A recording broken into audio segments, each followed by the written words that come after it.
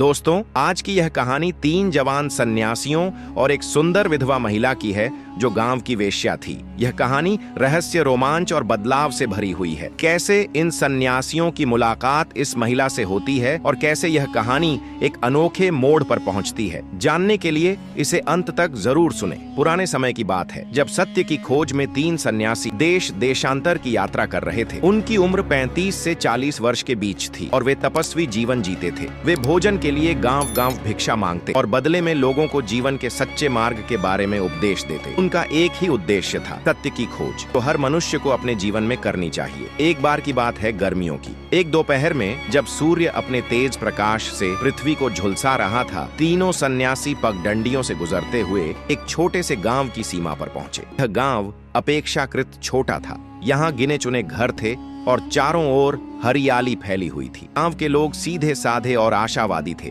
वे अपनी जीविका के लिए कृषि पर निर्भर थे और दिन भर खेतों में मेहनत करते सन्यासियों ने गांव में प्रवेश किया और भिक्षा मांगने लगे। वे एक एक घर जाकर भिक्षादेही कहकर अन्न और जल मांगते। गांव के लोग श्रद्धा से उन्हें भोजन देते और उनके उपदेश को ध्यान से सुनते। कुछ लोग अपनी समस्याएं भी उनसे साझा करते, जिनका सन्यासी धैर्य पूर्वक समाधान बताते। धीरे धीरे पूरे गांव में उनकी भिक्षा पूरी हो गई। लेकिन गांव के एक कोने में एक झोपड़ी थी जो सबसे अलग थी। वह गांव के अंतिम छोर पर खड़ी थी और वहां कोई जाता नहीं था। भिक्षा के दौरान एक सन्यासी ने एक ग्रामीण से पूछा, भाई, यह झोपड़ी किसकी है? हमने पूरे गांव से भिक्षा ले ली, लेकिन इस घर से नहीं। ग्रामीण का चेहरा अचानक गंभीर हो गया। उसने धीरे से कहा, बाबा जी, उस झोपड़ी में मत जाइए, वह आपके लायक स्थान नहीं है। सन्यासी ने आश्चर्य से पूछा, ऐसा क्यों? वहाँ कौन रहता है? ग्रामीण ने संकोच से कहा, वहाँ एक विधवा स्त्री रहती है, लेकिन अब वह एक वेश्या बन चुकी है। गांव के सभी पुरुष रात में उसके पास जाते हैं। वह अत्यंत सुंदर है और जिसने भी उसे देखा वह खुद को रोक नहीं सका। उसकी काली गहरी आंखें और आकर्षक शरीर किसी को भी मुंह में डाल सकता है। तीनों सन्यासी ग्रामीण की बात सुनकर एक दूसरे की ओर देखने लगे। उन्होंने एक दूसरे को इशारा किया और उनमें से एक ने कहा, ठीक है, हम वहां नहीं जाएंगे। ग्रामीण संतुष्ट होकर चला गया, लेकिन सन्यासियों के मन में जिज्ञासा जाग उठी। सोचने लगे, क्या सच में इस महिला का सौंदर्य इतना प्रभावशाली है? क्या यह केवल उसकी सुंदरता का आकर्षण है या कुछ और? आखिरकार तीनों ने निर्णय लिया कि उन्हें इस महिला से मिलना चाहिए। वे देखना चाहते थे कि वह कैसी है और क्या वास्तव में उसका आकर्षण इतना शक्तिशाली है कि कोई भी उसके वश में हो जाए। वे धीरे धीरे झोपड़ी की ओर बढ़ने लगे। जब वे वहां पहुंचे तो उन्होंने दरवाजे के सामने खड़े होकर आवाज लगाई, भिक्षादेही। कुछ क्षणों बाद झोपड़ी का दरवाजा खुला और भीतर से एक स्त्री बाहर आई। सचमुच अद्भुत सौंदर्य की धनी थी। उसके लंबे घने बाल उसकी कमर तक लहराते थे। उसकी आंखें गहरी काली थीं, जो किसी रहस्य को छिपाए हुए प्रतीत होती थी।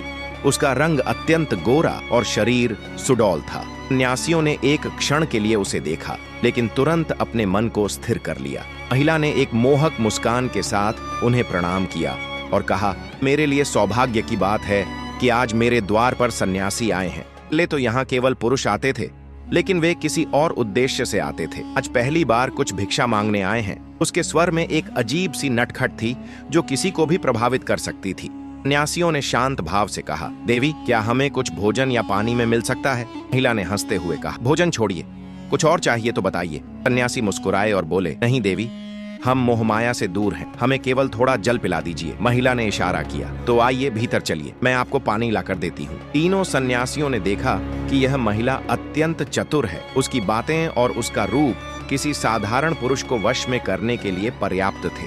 फिर भी वे निडर होकर भीतर चले गए, जमीन पर बैठ गए और कुछ देर बाद महिला पानी लेकर आई। उन्होंने पानी पिया और वह उनके सामने बैठ गई। तभी उनमें से एक सन्यासी ने उससे पूछा, देवी, क्या तुम्हारा स्वभाव बचपन से ही ऐसा था या परिस्थितियों ने तुम्हें ऐसा बना दिया? महिला ने पहली बार चौंक कर उन्हें देखा।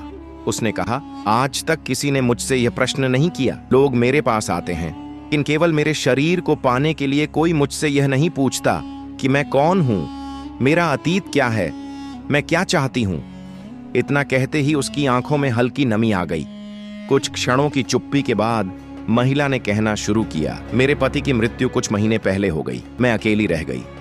कोई सहारा नहीं था, कोई खेत नहीं था, कोई काम नहीं था।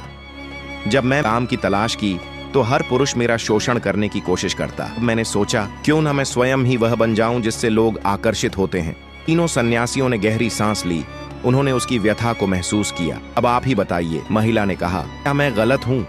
जब पेट की आग जलती है तो इंसान कुछ भी करने को मजबूर हो जाता है। आज बिना कुछ दिए कुछ नहीं देता, और मैं बदले में अपना शरीर देकर अपना जीवन चला रही हूँ। सन्यासियों ने उसकी बात सुनी, लेकिन वे जानते थे कि यह मार्ग उसे कहीं नहीं ले जाएगा। तीनों सन्यासी ध्यानपूर्वक उसके चेहरे के भावों को पढ़ रहे थे। उनमें से सबसे अनुभवी सन्यासी, जिसे लोग देवशी कहते थे, ने सोमेश्वर में कहा, देवी, संसार का नियम बड़ा विचित्र है। यह वही समाज है जो पहले किसी अबला का शोषण करता है और फिर उसी पर उंगली उठाता है। दोस्तों, बाकी की कहानी पार्ट 2 में। धन्यवाद।